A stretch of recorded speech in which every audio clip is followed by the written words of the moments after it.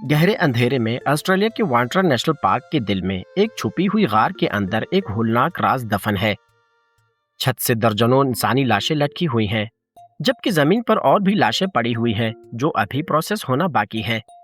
और सबसे खौफनाक बात, यही लाशें बाद में बीफ जर्की बनाकर एक आम सी कन्वेनियंस स्टोर में भेज दिया जाता है, जहां ये सयाहों को बेच दी जाती हैं।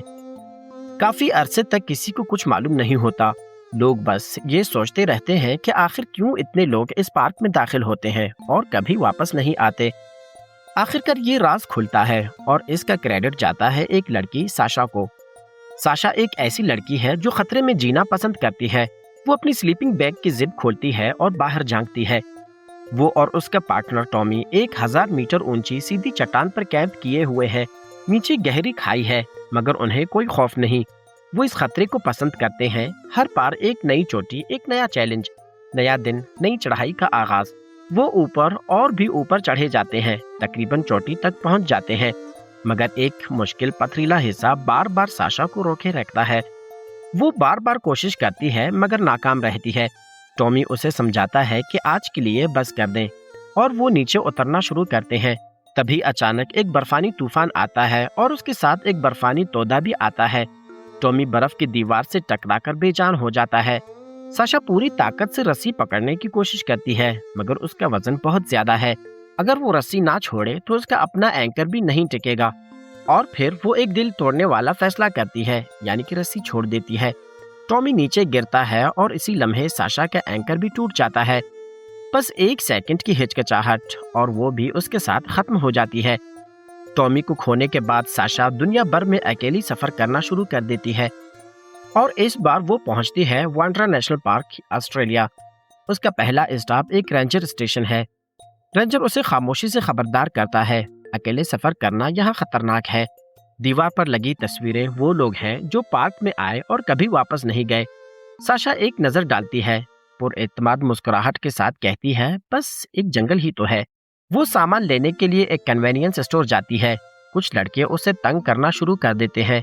तभी एक अजनबी आकर मुदाखलत करता है और उन्हें रोक देता है।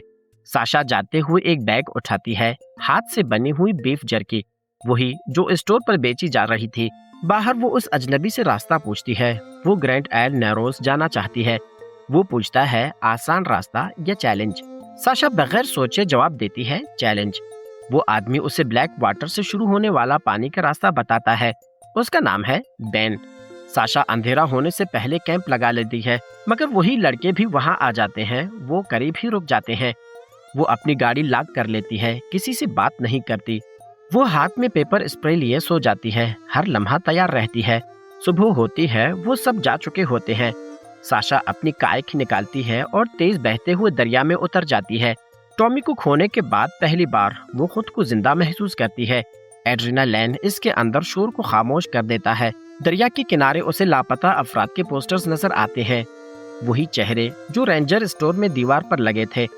वो टॉमी को याद करती है, काश वो इसके साथ होता, मगर अब ये मुमकिन नहीं।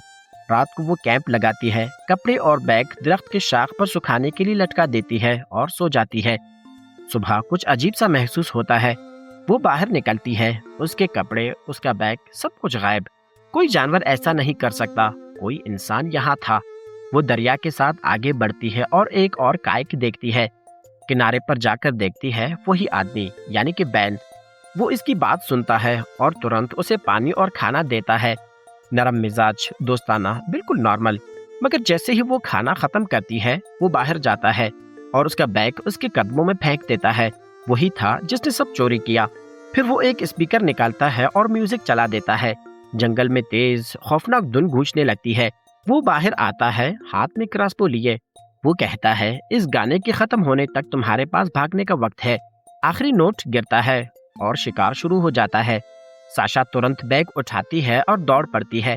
वो अपने काइक तक पहुंचती है और तेजी से दरिया में उतरती है, मगर आज वो फोकस में नहीं है। एक छुपी हुई चट्टान से टकराकर काइक उलट जाती है।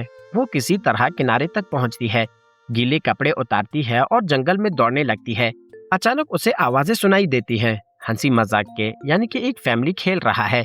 वो उस तरफ बढ़ती है उम्मीद के साथ, मगर ये सब एक रिकॉर्डिंग होती है। उसके अपने फोन से। बैन ने ये जाल बिछाया था। जैसे ही वो फोन उठाती है, एक तीर उसकी तरफ आता है। वो दरख्तों के बीच बचने की कोशिश करती है, मगर एक के बाद एक तीर उसके करीब आते रहते हैं। वो बराह रास्त जख्मी नहीं होती, मगर खौफ और झटका उसे दोबारा दरिया में गिरा देता है। वो पानी के साथ बहती चली जाती है। जब बाहर निकलती है, उसका फोन बंद हो चुका होता है। वो कपड़े बदलती है, फोन फेंक देती है और आगे बढ़ती है, क्योंकि अब हर सेकंड कीमती है। आखिर उसे एक तंग वादी मिलती है, सीधी कड़ी चट्टान। वो अपनी महारत इस्तेमाल करती है, बगैर किसी सामान के 20 से 30 मीटर सीधी चढ़ाई पर चढ़ती है। ऊपर पहुंचकर वो दूरबीन से इर्द गिर्द देखती है। नीचे एक काइक बंधी हुई नजर आती है, शायद निकलने का रास्ता हो। मगर जैसे ही वो दूसरी तरफ देखती है, उसका दिल रुक सा जाता है। यानी कि बेन पूरी रफ्तार से सीधा उसकी तरफ बढ़ रहा है और वो दूरबीन से जूम करती है। बेन सीधा उसकी तरफ देखकर मुस्कुरा जाता है। उसे पहले ही मालूम है कि वो कहाँ है। साशा तुरंत वापस वादी में उतरती है और एक चट्टान शेल्फ के पीछे छुप जाती है।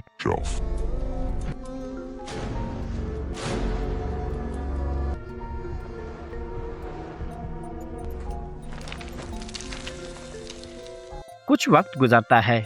वो समझती है कि शायद वो जा चुका है। वो आहिस्ता आहिस्ता बाहर निकलती है और दरिया की तरफ बढ़ती है। वो पानी की पार बीन को देखती है, जैसे वो किसी और चीज में मसरूफ हो। साशा मौका देखकर पानी में छुपके से उतरती है और जेरे आब तैरते हुए बाहर जाने लगती है। मगर बेन कभी लापरवाह नहीं होता। वो काइक एक जाल था। जैसे ही वो रस्सी खोलने के लिए हाथ बढ़ाती है, अचानक एक बियर ट्रैप इसके पाँव में बंद हो जाता है।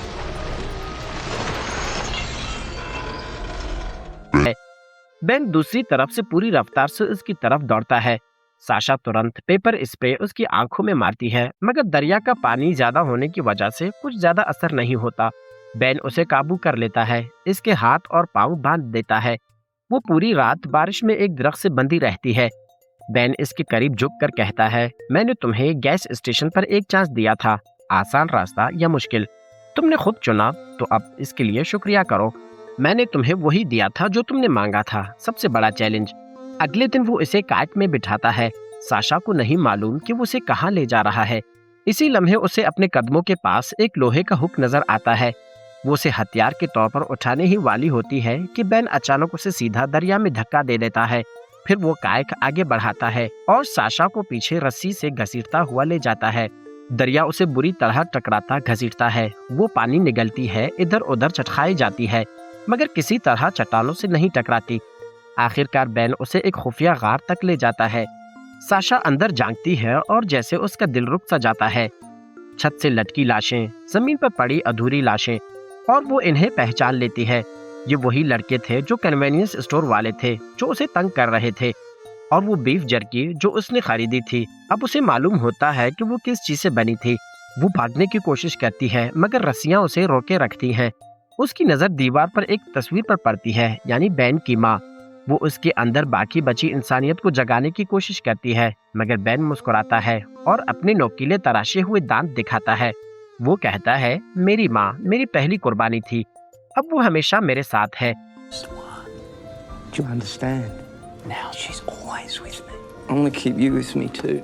मैं तुम्हें भी अपने साथ रखना चाहता हूँ। जैसे ही वो करीब आता है, साशा अचानक उसका कान दांतों से काट देती है। बेन दर्द से चीखता है और उसे रस्सियों से आजाद कर देता है। साशा तुरंत जमीन पर गिरती है और भागती है, सीधा दरिया में छलांग लगा देती है। बेन भी उसके पीछे कूद जाता है, मगर इस बार वो पहले ही उन दोनों के दरमियान एक केबल बांध चुका था। तेज बहाव उन्हें आबशार की तरफ खींचता है। केबल किनारे पर किसी चीज से अटक जाती है। सिर्फ 2 सेकंड मिलते हैं, फिर वो टूट जाती है। दोनों नीचे गिरते हैं। गिरने से बेन बेहोश हो जाता है, मगर साशा होश में रहती है। केबल पानी के नीचे एक लकड़ी से फंस जाती है। अगर वो ना छूटी तो वो डूब जाएगी। वो पूरी ताकत लगाती है और आखिरकार खुद को आजाद कर लेती है। वो सतह पर आती है और किनारे तक पहुंच जाती है। वो एक पत्थर उठाकर केबल तोड़ने लगती है। तभी बेन की आंखें खुल जाती हैं। वो उसे पानी में डुबोने की कोशिश करती है, मगर वो बहुत ताकतवर है। वो उसे झटका देकर अलग कर देता है। वो केबल और उसके गर्दन की गिर्द लपेट देती है, मगर उससे भी वो निकल जाता है। वो इसके ऊपर आ जाता है और दोनों हाथों से उसका गला दबाने लगता है। साशा की आंखें सुर्ख होने लगती हैं, सांस रुकने लगती है और फिर बेन रुक जाता है। वो उसके चेहरे को घूरने लगता है, जैसे कि अंदर कुछ बदल रहा हो। और फिर उसे छोड़ देता है। साशा तुरंत एक पत्थर उठाती है और उसकी टांग पर मारते हुए उसे तोड़ देती है। बेन उसे जोर से लात मारकर दूर फेंक देता है। अब दोनों शदीद जख्मी हैं और बेहरकत पड़े रहते हैं। सुबह होती है। साशा उसे एक डील देती है, या तो यहाँ से चढ़कर निकलते हैं या तुम्हारी जख्मी टांग चंद दिन में तुम्हें मार देगी। बेन के पास कोई और रास्ता नहीं होता, मगर वो एक शर्त रखता है, वो दोनों रस्सी से बंधे रहेंगे। अगर साशा ने कोई गलत हरकत की तो दोनों को साथ लेकर गिरेगा। चढ़ाई शुरू हो जाती है। साशा पहले ऊपर जाती है, फिर उसे पीछे से खींचती है। चट्टान बहुत मुश्किल है, मगर इसकी तकनीक बहुत उम्दा है। वो खामोशी से अपना हार्स खोलने लगती है। बेन को एहसास हो जाता है। वो रस्सी को जोर से खींचता है इसे गिराने के लिए। बेन इससे कहीं ज्यादा होशियार है जितना वो सोचती थी, मगर साशा हार नहीं मानती। एक और किनारे पर पहुंचकर वो रस्सी दरख्त के शाख के साथ बांध लेती है